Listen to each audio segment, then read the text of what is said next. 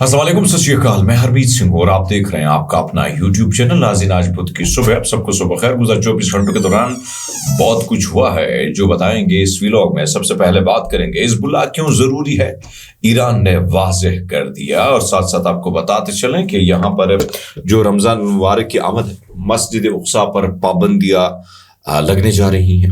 امریکہ کا سلامتی کونسل میں بڑا یو ٹرن، یورپ خود حیران ہوا ہے۔ امریکی یونیورسٹیز میں طلباء کے خلاف کریک ڈاؤن جاری ہو چکا ہے۔ آپ سب کا بہت شکریہ جس طریقے سے آپ ہمارے ساتھ جڑے ہیں اور آپ اپنے چینل کو سپورٹ کرتے ہیں، اور خاص کر جو مشرق وسطیٰ کی خبریں ہیں اس میں آپ دلچسپی پچھلے 1.5 سال سے زیادہ لے رہے ہیں۔ ایرانی پارلیمنٹ جو مجلس ہے اس کے اسپیکر نے دوبارہ اس بات کی تصدیق کی ہے کہ لبنانی مزاحمتی تحریک حزب اللہ کی طاقت اور مقبولیت نے دشمنوں کے لیے لبنان کے سیاسی اور سیکیورٹی منظرنامے سے مزاحمت کو ختم کرنا ناممکن بنا دیا ہے۔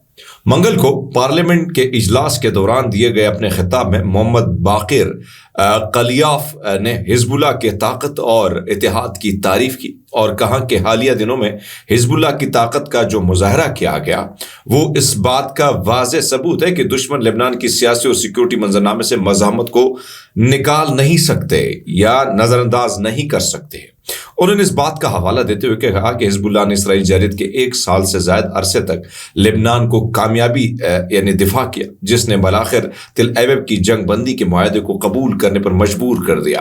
حزب اللہ لبنان کی قومی طاقت کا ایک اہم لازمی ہے اور ملک سلامتی اور علاقائی، اس میں کوئی شک نہیں۔ اب یہ خبر جو آئی ہے ایران کی جانب سے آئی ہے، ان کے پارلیمنٹ کی جانب سے آئی ہے، لیکن اس میں بھی کوئی شک نہیں ہے، آپ اس کو بھی ڈینائی نہیں کر سکتے کہ اسرائیل اور امریکہ اور کچھ ممالک جو ہیں، عرب ممالک بھی اس میں شامل ہے، جس میں آپ کہہ سکتے ہیں کہ سعودی عرب، اس میں ٹرکی، یہ سارے شامل ہیں جو چاہتے ہیں کہ کس نہ کس طریقے سے اس مزاحمت کا خاتمہ ہو جائے، یعنی اس مقاومت، یہ جو تحریک ہے اس کو ختم کیا جائے۔ اب اس تحریک کو ختم کرنے کے لیے ظاہری بات ہے دباؤ بھی ڈالے جا رہے ہیں، کوششیں بھی کی جا رہی ہیں، سب کچھ کیا جا رہا ہے، لیکن اس کے باوجود اگر آپ دیکھیں تو کل پرسوں جو آپ نے 23 تاریخ کو دیکھا، یعنی جس طریقے سے یہ ایک پیغام بھی دینا تھا، یعنی سید حسن نصر اللہ کی تدفین کا مقصد یہ تھا کہ بھائی جو لبنان کے پارلیمنٹ میں کچھ لوگ سوچتے ہیں، جو نیا پریزیڈنٹ آیا، پرسوں میرے سامنے ایک ویڈیو آئی جس ویڈیو کو دیکھ کے میں بڑا حیران بھی ہوا، پریشان بھی ہوا، اور مجھے دکھ بھی ہوا کہ جس شخصیت کی وجہ سے یہ لبنان آزاد ہے وہ تھے سید حسن نصر اللہ شہید۔ اب ایسے میں جب ان کی ایک تصویر ایئرپورٹ پر ایک خاتون لے کے آتی ہے تو وہاں کے سیکیورٹی فورسز ان کو روک لیتے ہیں، تو مجھے بڑا دکھ ہوا، بڑی تکلیف ہوئی۔ اسی طرح لبنان میں آپ یہ نہیں کہہ سکتے کہ لبنان میں سارے چاہنے والے لبنان حزب اللہ کے ہیں، بہت سارے لوگ اس کے خلاف بھی ہیں، بہت سارے لوگ اس کے حق میں ہیں، لیکن پرسوں جو ایونٹ تھا اس ایونٹ سے آپ اندازہ لگا سکتے کہ اس ایونٹ کو اتنا بڑا سجانے کا مقصد کیا تھا۔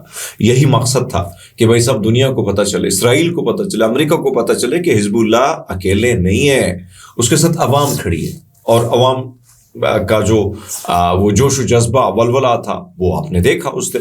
تو ایک طرف تو یہ سچویشن ہے جس کی وجہ سے یہ تقریر کرنی پڑی۔ اسرائیل رمضان سے قبل جو ہے مسجد اقصیٰ پر پابندی عائد کرنے پر غور کر رہا ہے۔ وزارت دفاع نے اسرائیلی انٹیلیجنس ایجنسی، شین بیت، پولیس فورس اور جیل اتھارٹی اور فوج کے ساتھ متعدد بات چیت کی ہے۔ یہ پابندیاں صرف چند ہزار افراد کو مسجد میں داخلے کی اجازت دے گی۔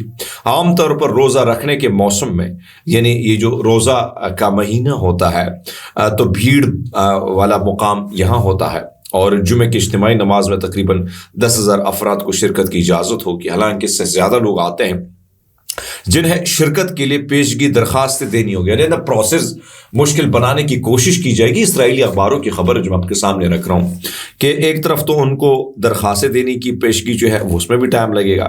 ایک ذرائع نیوز چینل نے بتایا کہ رمضان کی تعطیلات کے غیر یقینی صورتحال غزہ کی صورت پر منحصر ہوگی۔ مسلمان عبادت گزاروں کے خلاف تشدد مسجد اقصیٰ میں اگر آپ دیکھیں تو معمول بن چکا ہے، اور جب اسلام کا تیسرا مقدس ترین مقام ہے جہاں پر مسلمان جاتے ہیں، اپنی عبادات کرتے ہیں، اور وہاں پر جا کر جو ہے خاص کر رمضان کے مہینے میں جس طریقے سے وہاں پہ رش ہوتی ہے، اب کہا جاتا ہے کہ بھائی سب 10,000 لوگوں کو جمعے کی نماز کی اجازت ہوگی، ویسے بھی رش بڑی کم ہوگی، اور اس کے ساتھ ساتھ جو ہے وہ ظاہری بات ہے کہ لوگ جو ہیں ان کو اجازت نہیں جائے گی. جب اجازت نہیں جائے گی تو پھر اس طرح کھلبلی ہوگی, کیونکہ اسرائیل کو ایک خوف ہے, ایک ڈر ہے کہ کہیں نہ کہیں پھر سے معاملات جو ہے کوئی اندر لوگ گھس نہ جائے. جس طریقے سے تل ایبب میں اب مختلف جگہوں میں آپ دیکھتے ہیں کہ سیکیورٹی تھریٹس اینی ٹائم ہوتے ہیں, تو یہ بھی وجوہات ہیں. دوسرے آپ کو بتاتے چلیں کہ اس وقت جنرل اسمبلی میں امریکہ کا یوکرینی علاقوں وحدت کے خلاف ووٹ سامنے آیا ہے, اور یہ پہلی بار ایسا ہوا ہے. اقوام متحدہ میں پیش کردہ اس قرارداد کے حق میں تقریباً 93 ووٹ آئے. 16 ممالک نے اس کی مخالفت میں ووٹ دیا اور 65 نے ووٹ ہی نہیں ڈالا. اب یوکرین کے موقف اور علاقائی وحدت کی حمایت میں ووٹ کم ہو گئے ہیں. 16 ووٹوں کے ساتھ امریکہ نے ماسکو کی حمایت کی اور اسے قرارداد کی مخالفت کی. کس کے علاقے یعنی ماسکو کی, انہوں نے روس کی جو ہے حق میں امریکہ نے ووٹ دیا ہے. اقوام متحدہ میں یوکرین کے علاقے وحدت کی حمایت کے لیے قرارداد پر ووٹنگ کی گئی. اسے برقرار رکھنا چاہیے. اسے قرارداد پر پیر کے روز ووٹنگ کی گئی اور اقوام متحدہ میں پیش کردہ اس قرارداد کے حق میں 93 ووٹ آئے, جبکہ 16 ممالک نے اس کی مخالفت میں ووٹ دیا. 65 نے ووٹ ہی نہیں ڈالا ہے.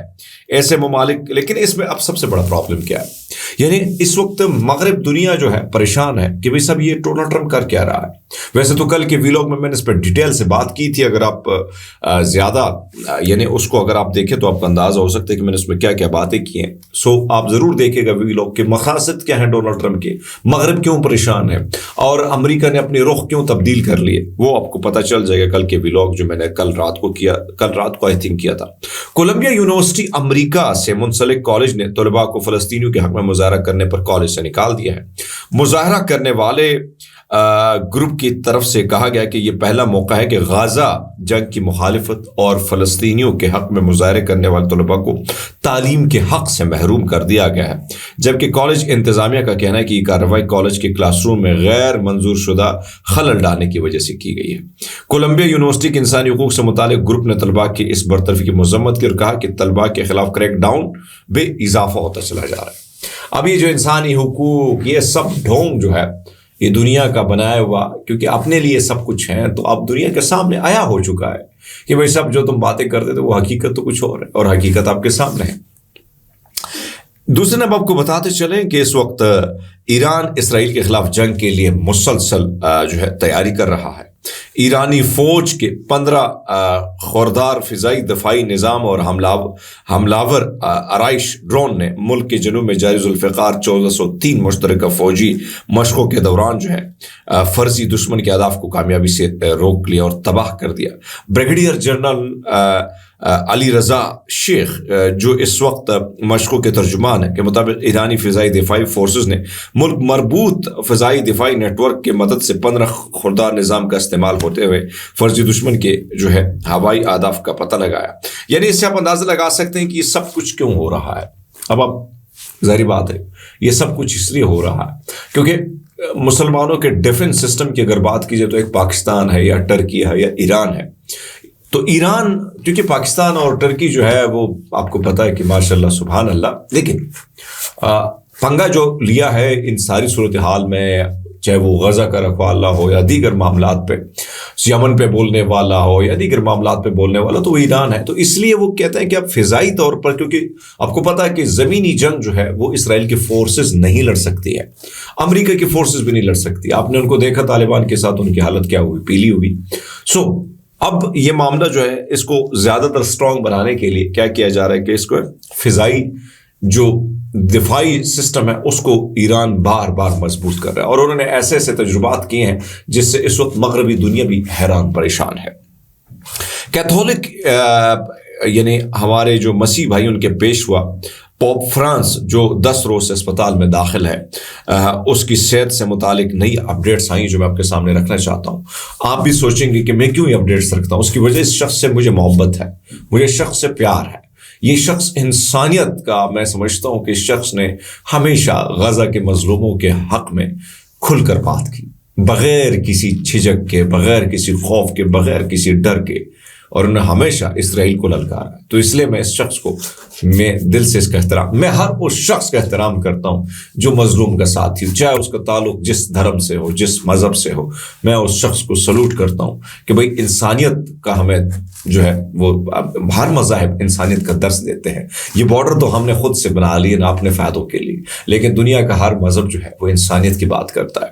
تو بھائی صاحب اب رپورٹس ہمارے پاس یہ آئی ہیں کہ 88 سالہ پوپ فرانس جو ہے ان کی خرابی صحت کی وجہ سے روم کی جیمیلی اسپتال میں زیر علاج ہیں. ان کی صحت سے متعلق نئی خبر یہ آئی کہ ان کی حالت بتدریج بہتر ہو رہی ہے، شکر اللہ کا. اور وینٹیکن کے مطابق پوپ کے گردے کا معمولی سا مسئلہ باعث تشویش اب نہیں ہے. اور ہولی سے پریس آفس کے مطابق پوپ فرانس اسپتال میں 10ویں رات پرسکون انہوں نے گزاری اور طبیعت ان کی بہتر ہوئی. شاید آپ سب کی دعاؤں کی بدولت ان کی طبیعت بہتر ہوئی. مزید سب کے لیے دعائیں کیجیے، تمام انسانیت کے لیے دعائیں کیجیے گا جو ظالم کے خلاف ہوتے ہیں، مظلوم کا، بلکہ ویسے بھی سب کے لیے بھلا ہونا چاہیے. جس کی جو سوچ ہے، جس کی جو نیت ہے، وہ نیت اس کو مبارک. ہمارے لیے تو انسان کے رب کے بندے ہیں اور ہم سب کے لیے اچھے کی تو وہ کر سکتے، اچھے کی دعا کر سکتے. اپنا بہت سارا خیال رکھیے گا. بہت شکریہ.